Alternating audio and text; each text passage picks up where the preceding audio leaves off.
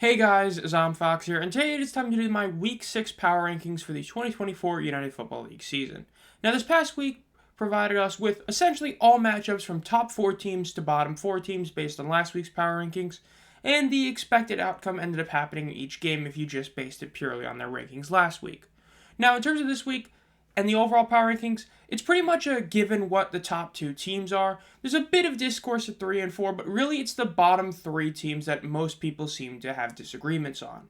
So that's kind of where mine is as well. I think that I agree with the general consensus in the top 5, but the bottom 3 I might differ a little bit from other people, but you can pretty much move them around however you really see fit. Now we're also going to be talking about each team's biggest disappointment across this season.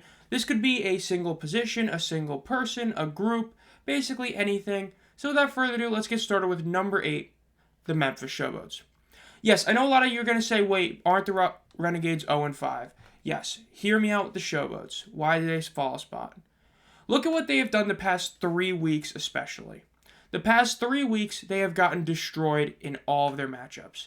Now, the Renegades are similar in terms of final scores with their last 2, but the difference is the Showboats never were really in any of these past 3 games. The Renegades would be at the end of the game basically driving with a chance to get a touchdown or field goal to allow them to have another opportunity with the 4th and 12. The Showboats never even really got that opportunity. In all of these games, they were never competitive. Even though the Battlehawks, there was technically like about a quarter, in all honesty, they were pretty much getting destroyed in all 3 of these games.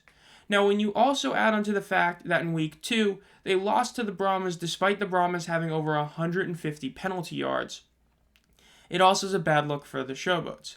The Week 1 win against the Roughnecks was against the Roughnecks without Mark Thompson, with them starting Jarrett Garantano, who many people would say is the worst starting quarterback this season in the UFL, and even then they barely won that game.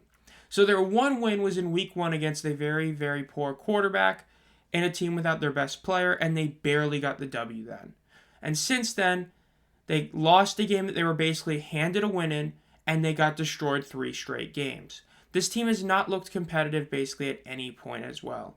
When you look at their overall stats they put up this past week, while yardage-wise they're pretty close, rush yards they once again faltered, but the big thing is the fact that they couldn't convert in 4th down, and they once again had a bunch of sacks. They got sacked 7 times against the Panthers.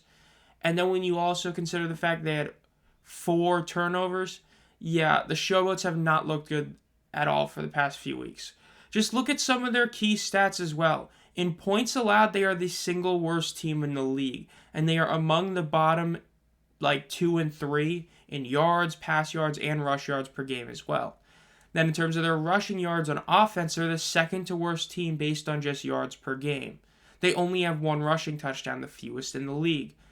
And then this team's sacks that they have allowed is by far the most. The Panthers, who also have a very much maligned offensive line, have only let up 17, and I say only 17 because the Showboats have allowed 25 sacks, and this is despite them having 2 very mobile quarterbacks.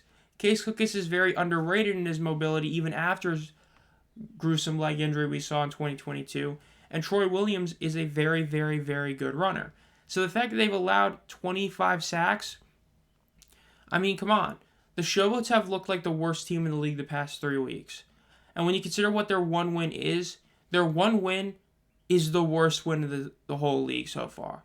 Yes, I know some people are going to say, well, what about the Brahmas win over the Defenders, which was because of Jean Delance and that insane play? What about the Brahmas making the comeback in Week 2 against the Showboats? No, the worst win was this win against the Roughnecks. The Showboats played 1 good half, then let the Roughnecks stay in it. The Roughnecks defense completely trounced the Showboats, and since basically that second half, the Showboats haven't recovered. I think at this point, if they were to play the Renegades tomorrow, the Renegades would beat this team, and I don't even know if it'd be a close game. I get it. The last 3 games have all been against 3 of the 4 best teams in the league. But the Showboats can't even keep these competitive. The Renegades were able to take the Battlehawks down to the wire. The Showboats, when they played the Battlehawks, got obliterated. So because of that, the Showboats coming at number 8. Their biggest disappointment is obviously the O-line. Come on. They've allowed 25 sacks, and it's because of just how good this offensive line is supposed to be. When you look at what it's supposed to be, You're talking about Jerron Jones, who is considered one of the best in the entire league heading into the season. You're talking about Terry Poole, who they ended up releasing, who was an all-USFL player in 2022 and a midseason all-XFL in 2020. And there's a lot of other solid guys, Gerard Thomas, Darren Paulo, and a few others. This O-line was expected to be one of the best units in the league, and instead it's been the worst by a country mile. For how much hate the Renegades and Panthers fans have of their offensive line, those two O-lines are far superior to the Showboats one. This Showboats offensive line has been nothing but a complete disappointment. Definitely the biggest failure for the Showboats. Now, coming in at number 7 is going to be the Arlington Renegades.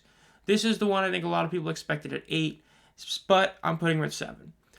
Look, these last few losses have been very, very close. This past week was their first 2-score loss. Just think about that. Well, technically their second, but week 1 was Week 1's game against the Stallions, everybody kind of agrees that if it wasn't for that crazy end of the second quarter touchdown, that this would have been a much closer game. That deep shot touchdown they allowed to Deion Kane basically kind of just iced the game at halftime by making it a tie game. But in the past 4 weeks, they lost by 10 to the Brahmas, which was their worst loss.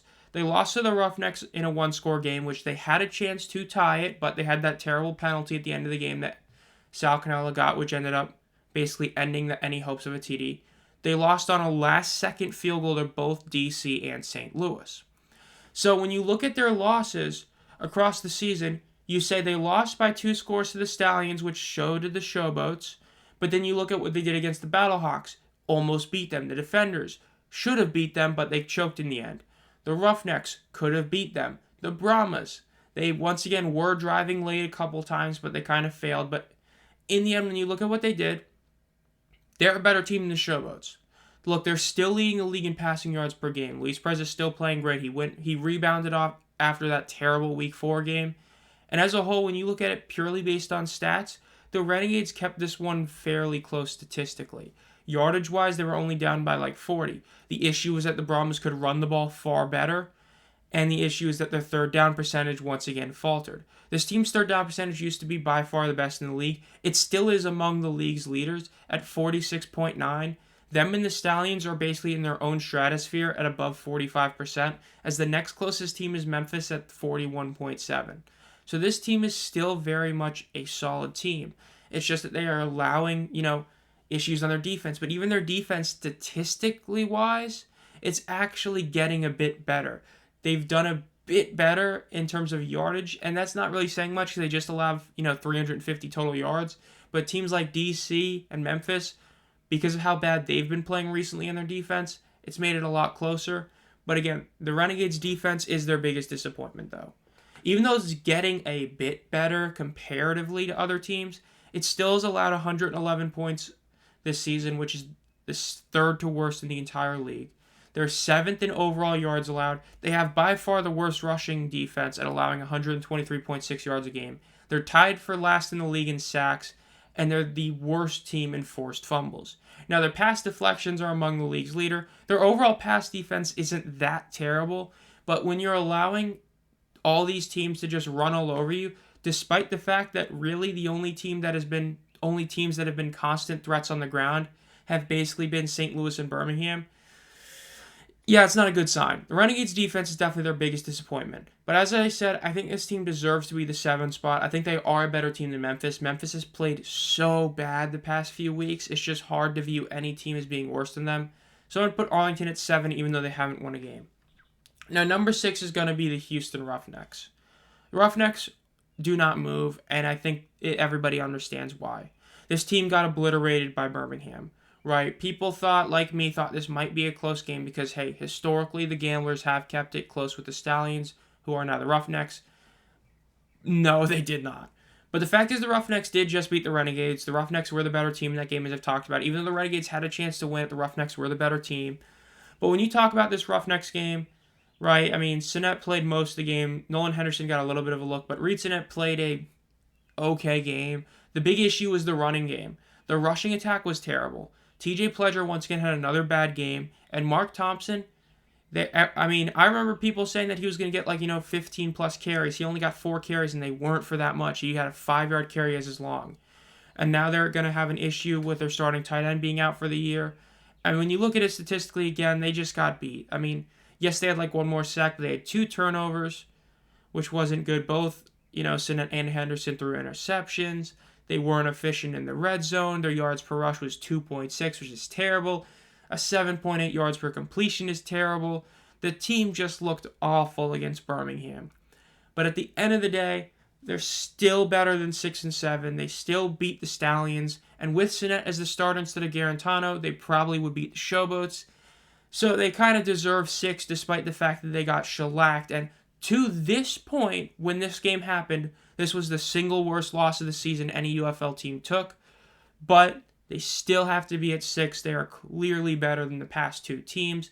Now, you could argue that the Renegades was because Perez looked as awful as he did in that game and that he just had an off day, which I would buy that, which is why I say the Roughnecks could be anywhere from 6 to 8. But for me, I'm putting them at 6. Now, their biggest disappointment is the run game. They drafted a running back insanely high in the dispersal draft. They had running backs that were solid backups last year. Mark Thompson is back the past 2 weeks. Despite all this, despite their offensive line supposedly being great, despite them having good blocking tight ends, their rushing game has been the worst in the league. Now, yes, part of it is that they're not running the ball just at all. They're last in rushing attempts. But they're still last in rushing yards, and more importantly, they're tied for last in yards per rush. So it's not just that they're running the ball, very, infrequently. It's that even when they do run the ball, it's not like they're rushing the ball for 3.6 yards a carry. They're 6th in first down percentage. They're tied for 6th in rushing touchdowns. This team was supposed to have a solid run game. Even without Mark Thompson, they were supposed to have a good run game. With Mark Thompson, it was supposed to be elite. And I get it, Mark is still, recovering from injury and all that. But to this point, there has not been any real sign that this rushing game is going to be that good. Mark Thompson showed a couple flashes against the Renegades, but this past week, it looked terrible. Biggest disappointment is easily the run game. Now, coming in at number 5 is going to be the DC Defenders. Now, I know I said to the point where the game was played, it was the worst loss of the season with that last one. It's because the day after this game happened, DC got annihilated by St. Louis. Now, it happened in the second half, but there's a lot of context. I live streamed this game. There's a lot of context for those of you who didn't see this game, or essentially because the active roster in the UFL is 42 players. St. Louis entered the game with 7 offensive linemen. Heading into the second half, and especially in the fourth quarter, it ended up becoming where 2 of their starters got down from injury. They were down to 2 backups. Then another one of their offensive linemen got hurt, and they had to put back in one of the initial 2 guys that got hurt that was supposed to be out for the game. They had to put him back into the lineup because of the fact that they were, going to be down to 4 linemen. So in the end, they had multiple backups and a hurt starter in at offensive line. And despite that, DC still couldn't capitalize.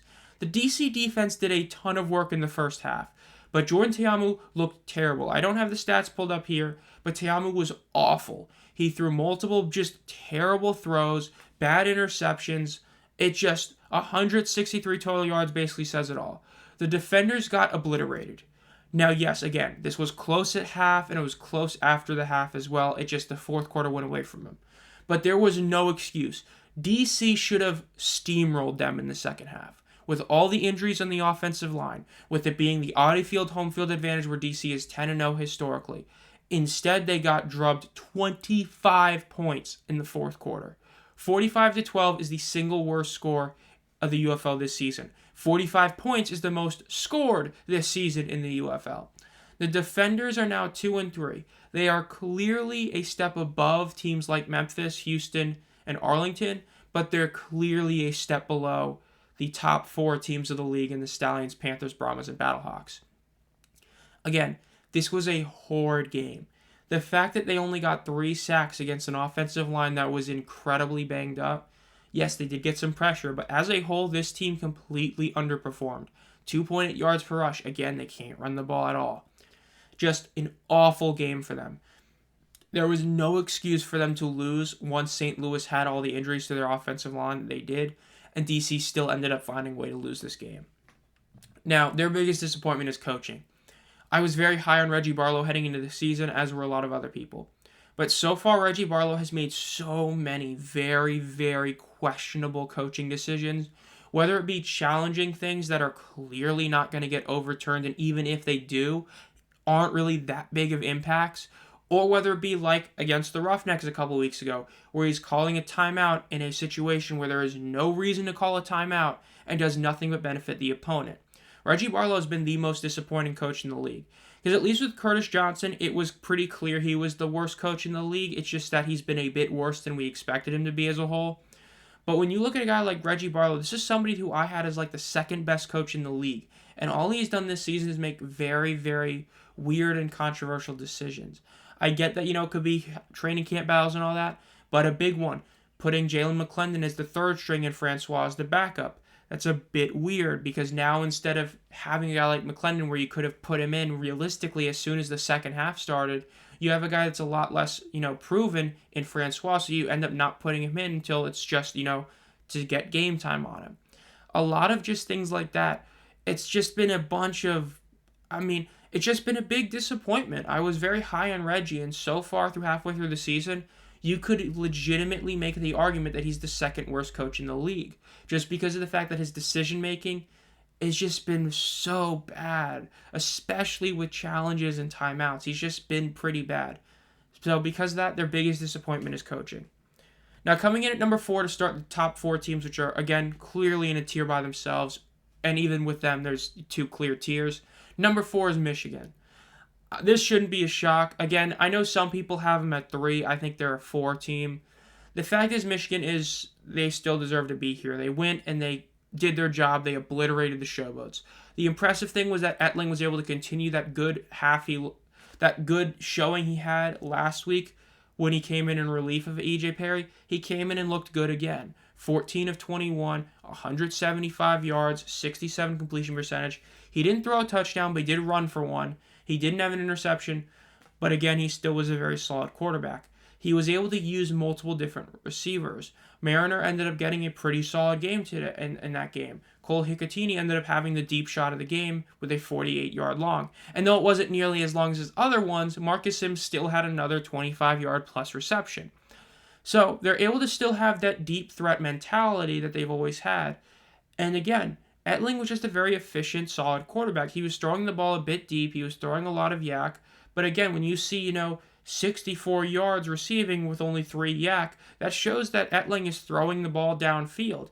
And that shows a lot of trust in the receiving core. But the big thing is that this team finally had a great rushing performance by both their running backs. Now, yes, Colburn was heavily inflated because of that insane 35-yard rush he had. But even then, they still both, him and Wes especially, had really solid games. Wes had 16 carries for 82 yards. Even if you get rid of his 19-yard long, you're still talking about 15 attempts for over 60 yards. This was a very, very good game by the running game. Wes Hills had 3 touchdowns on the ground. The Panthers themselves scored 5 TDs on the ground today. That's insane. The Panthers did their job. The defense just made T-Will look bad. T-Will threw a lot of bad interceptions, fumbles, and that was because the Panthers defense just smothered him. Even though they allowed a decent amount of yards. Go ahead, allow 250 yards. If you're getting 4 turnovers, does it really matter how many yards you allow? The Panthers they still look very solid. The only thing that's a concern is their biggest disappointment, and that's their offensive consistency. Across the season, they have had 2 games where their offenses played great. They have had 1 game where their offense played good for like a half, and that was week 1. But they've had 2 games where their offense just doesn't show up at all. So when you look at them, and yes, I know Jake Bates finally missed a couple kicks, and now the question is, can he kick outside of a dome? Because it was a bit windy, a bit rainy, and he missed both his kicks. The point is that when you look at this team's offensive consistency, and I bring that up because the Panthers could have, obliterated Memphis. They could have beat them by over 40. Or they could have beat them by 40, or scored 40, But their biggest disappointment is their offensive consistency. It's just their running game has been very hit or miss, especially when you consider the talent they have. Their offensive line has been also hit or miss. It's been overall a disappointing unit. Even their QB play has been pretty bad. We need to see at least 2 straight weeks of this offense playing very well to, in my opinion, have any argument they should move ahead of San Antonio. They lost to San Antonio head-to-head, and I see some people still putting Michigan above them.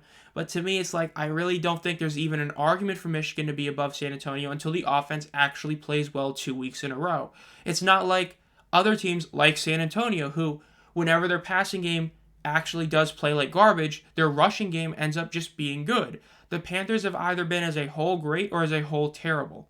So I need to see that offense play consistently, have 2 straight weeks at least of putting up 25 plus points. There is no reason your offense should be putting anywhere from under 20 to over 30. That is a very, very bad sign. Either you put up a decent amount, like even the Roughnecks for how bad their offense is, it's still consistent. It's consistently bad or underperforming, but it's still consistent. There's no other team in the league that's just like, yeah, today we're going to put up only like 13 points, but then next week we'll put up 34, and then drop back to 9 to go back to 35.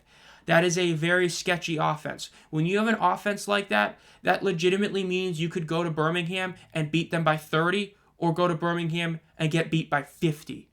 That's the kind of offense this team has. And if your offense plays terrible, it's going to hurt the defense. But at least so far, the defense, again, still has been overall, I think, the best unit. Allowing 20 or less points in every single game this season is a very good sign, especially when you're talking about them playing teams like the Battlehawks and Stallions. I get the Battlehawks was week 1, but they still have not allowed a single team to put up more than 20 points. If they can keep that up and the offense can get consistent, this can be a very dangerous team. This team at this moment is almost a playoff lock. We pretty much know almost the 4 teams in the playoffs already. This team is probably the 3rd or 4th most likely team to make the playoffs based on their conference and all that. But this team needs to be consistent on offense. If they can do that, they can become a real threat. At the moment, they're a team that could be a threat or could be a very easy out. Now, coming in at number 3 is the San Antonio Brahmas. Shouldn't be a shock. This team did nothing to warrant moving up, nothing to warrant moving down. They are still clearly the 3rd best team in the league. Their only loss was to the team in their conference that is the number 1 team in their conference in the Battlehawks. Now, the Brahmas, Quentin Dormade, played pretty bad this past week. Now, it shows 3 interceptions. One of them I'll get to when I get to the disappointment. One of them was 100% on him, a god-awful throw that he shouldn't have thrown. But one of his interception was straight off the hands of a receiver. I mean, we're talking like right in the receiver's hands and wasn't his fault. But even if you eliminate the 2 interceptions that two of them were his fault, but it wasn't like his fault, which I'll get to that, like I said. One of them was. Even if you get rid of, let's say, 2 interceptions, he still played pretty poor all in all. With the receiving core he has that we've seen now is actually like a legit top unit. He only had 164 yards, 19 completions, a sub-65 completion percentage. Not terrible, but not anywhere near good. Just overall a pretty bad day for him. But the rushing game finally was good. Now, again, a lot of this was because you had 2 incredibly long runs. Lovett had a 36-yarder, Ellison had a 47-yarder. But again, get rid of the 47-yarder for Ellison. He still had 6 carries for almost 40 yards. Lovett, get rid of the 36-yarder. He still had a really solid day. When your 2 running backs, even with insanely long rushes, are averaging 7.3 and 12 yards a carry, that's good. The fact is that their passing game was very disappointing against the Renegades, but their rushing attack was able to actually go against that terrible Renegades rushing defense and do damage. That was the big concern, was that even against bad rush defense teams, can the Brahmas actually do something? They were able to do something. This is a very good sign. Now, we need to see them do it against a team with a better rush defense, but as a whole, the fact that they can do it, even if it's against a bad rushing team or rush defense team, is a very good sign for the Brahmas. We need to see if Dormade can have a rebound game next week. But again, at least at the moment, this was a good sign overall. Yes, your QB play got a bit worse, but your running back play looked a lot better. Hopefully next week we can see both of them play well. But in terms of the game against the Renegades, right, they did beat them. The Renegades were kind of around in the end. The Renegades did end up beating them in time of possession. But again, the Brahmas defense did its job. They held the team to 15 points. They were able to hold the Renegades to 3 and 14 on 3rd down attempts. They were able to hold them to 2 of 4 on 4th down attempts. They were able to hold the Renegades to under 5 yards of play. They were able to do their job, and it was a very solid effort. The fact is the Brahmas won this game with 3 turnovers. That's pretty impressive. Brahmas stay at 3. Now, their biggest disappointment, I would say, is offensive play calling. Look, the top 3 teams really don't have anything that is a glaring disappointment, but I'd say that A.J. Smith's play calling has been a bit of a disappointment. This is a guy that had a ton of hype. And really the only other coordinator you'd probably make the case for that has been more hyped was Jaron Horton last year with the Maulers. But AJ Smith was hyped so much, it was considered such a big deal that he was going with Wade. And at least to this point, I don't know, man. It's just he's a bit overhyped, and at least at the moment, his play calling leaves a lot to be desired. You had that game with, granted, we don't know for sure when Garbers got hurt, but you had that game against the Battlehawks where they just kept running the ball for like no real reason, doing a lot of questionable plays, and Garbers just, the whole team didn't look good. Then this past week, the whole reason the Renegades ended up having a last-second life was because about 4 seconds ahead of the 2-minute warning, the Brahmas were on like second down, and instead of running the ball, they decided to throw it. There was no reason to throw it there. If you do a very, very fast throw, you might only cut off 3 seconds, and then you don't even hit the 2-minute warning. Granted, it's a very, very low chance.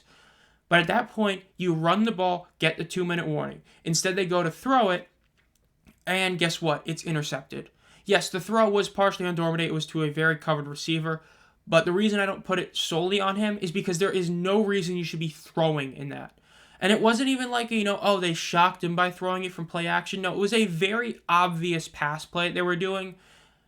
And that's the kind of play call that in a playoff game, you're going to lose. If this had happened in a playoff game against, let's say, the Battlehawks probably come back and win that game. You cannot do something like that. And the fact that we've now had 2 games where there's been at least a few very controversial play calls, and even other games to a degree, I don't know. Again, like I said, the Brahmas, Battlehawks, and Stallions' biggest disappointment is like nothing compared to other teams. But if I were to put one thing that's been a disappointment to me, it's the offensive play calling. AJ Smith was so hyped in Houston. It was considered such a big deal that he went to San Antonio with Wade. And to this point, it's I don't really know how great he is. The rushing game, again, this past week was great. As a whole, the rushing game has been a disappointment. How much of that is on the running backs? How much of that is on AJ Smith? We'll see. So, biggest disappointment, I'll put offensive play calling. Number 2 is the St. Louis Battlehawks. Yeah, the top 2 are pretty obvious. Number 2 is the St. Louis Battlehawks. Look, they killed DC. Again, it was all in the second half when they really killed them, but they still did. They're leading the league in the turnover battle at +3, which is heavily, helped by this game against DC. And then the return game, it's one of those marginal stats. It's a pretty big deal. They're number 1 in both punt return average and kick return average. So those are both really solid stats to be good at. You're getting the ball at good field position. And the big thing is that A.J. McCarron finally played like I wanted him to play. I talked about it the past couple weeks. The past couple weeks, A.J. had been a very boring, safe game manager-esque type of quarterback. This past week, he didn't do that. He was throwing the ball downfield. And it wasn't even like he was throwing it like 60 yards. He was just throwing really, really great 20-yard passes. That's what he should do. He is very accurate in that mid-range type of throw that's somewhat deep but not super deep. And especially when you have guys like Hakeem Butler. Hakeem Butler ended up having an 80-yard reception. He had 75 yards after catch. But when you look at what he did and what other guys did, this is the game I wanted to see A.J. McCarron do. Hakeem Butler is a big body receiver. You can utilize that. If you're accurate and you have a big body receiver, oh my God, you should be able to at least have like 3 different 20-yard throws to him every game. 14 completions for 213 yards. Even though completion-wise, that's one of his lower amounts, that stat, 14 completions to 213 yards, is one of the best he's put up this entire year.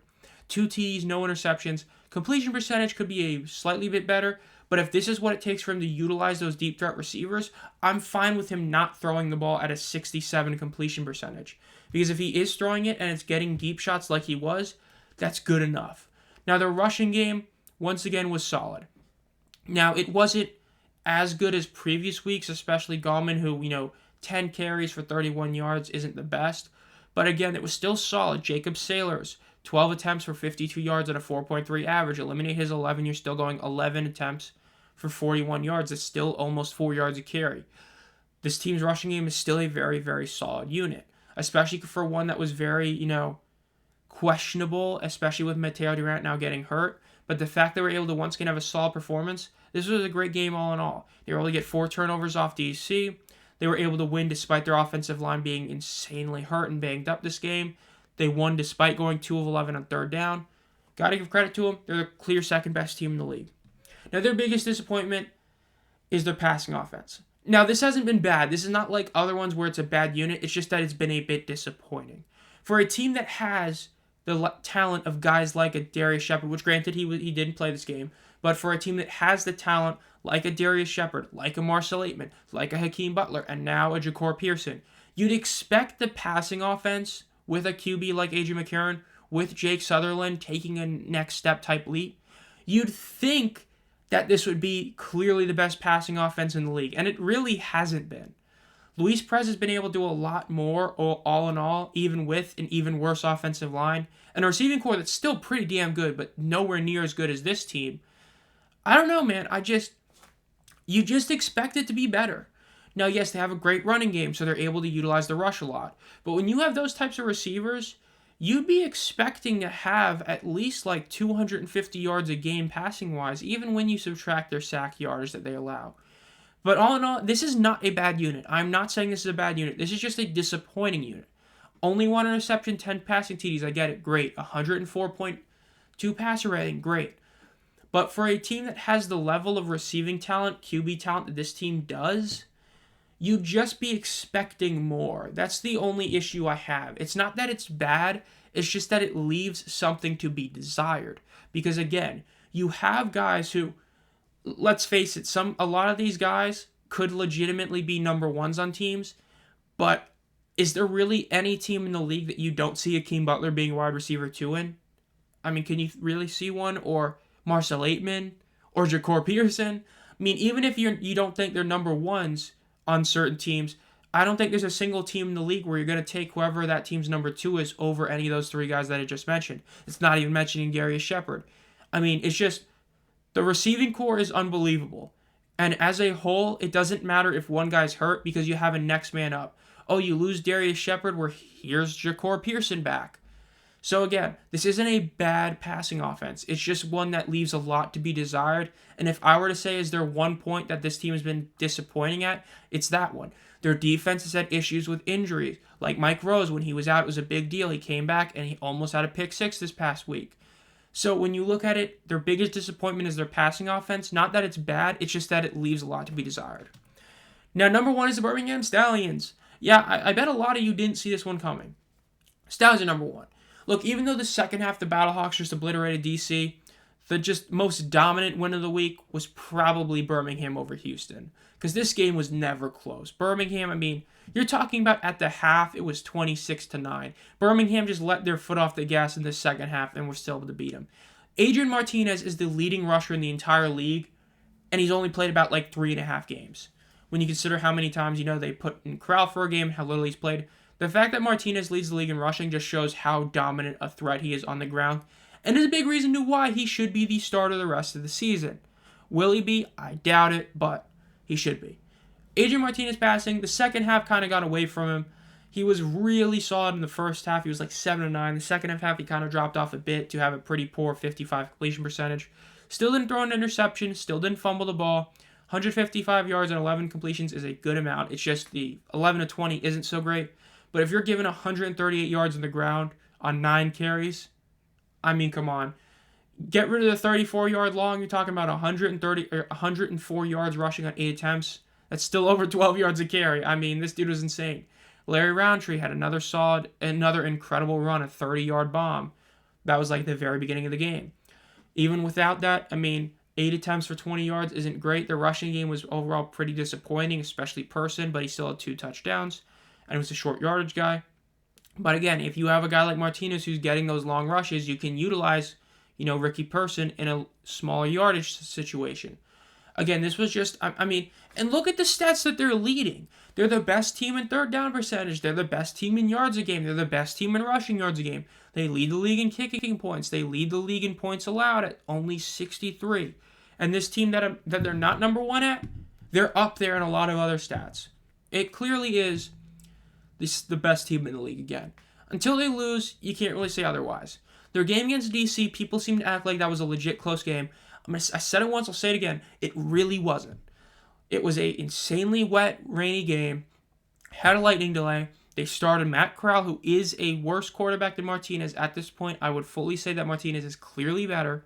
Not that Corral's bad. He still would be a starter on a few other teams. But he's not as good as Martinez. And they fumbled the ball twice in the red zone and still won that game. The game against DC proved that no matter what Birmingham does to themselves, they'll still come out ahead. So I'm just going to say it. I mean, it's pretty clear to me Birmingham's the number one team in the league until they lose. Now, their biggest disappointment has been punting. Now, this is a bit of a one. It's just that Colby Wadman, I know he recently got hurt, but he was, one of the best punters, if not the best. He was one of the best punters in the all-spring football, back-to-back champion, was the punting average leader last year, all USL player. As a whole, though, again, this is one of those, it's kind of hard to find a disappointment, but if anything it's going to be their punting. When you look at it, yes, their offense goes down the field really well, but overall, they're 8th in punt average, they're 7th in net average, and they're 4th in 20-yard percent. So they're not really bad. They're still getting the ball in the 20 very frequently. And yes, part of it is how good their offense is. I mean, naturally, if your offense gets stalled at the 40 or the 50, there's only so far you can punt it. But if I were to say, is there anything that's somewhat disappointing, I would say it's punting. But like I said, it's hard to find a disappointment with a team like this because their passing game, I mean, they've been able to win with 2 different quarterbacks, and so there's not much you can really say about it. But yeah, Stallions number 1. So that'll do it. This has been ZomFox. If you enjoy this content, make sure to subscribe and hit the bell. I do at least 4 UFL videos a week and also 1 weekly short, as well as doing live streams potentially weekly now. I'm debating on making it a weekly occurrence. We'll see. If you've been a fan of the channel for a while, think about becoming a channel member for as low as 99 cents a month. You get an exclusive non-UFL sports video every month. You get exclusive team emojis, and you also get sneak peeks to future videos, as well as a shout out at the end of the video, as you can see here. And as always, guys, have a great night.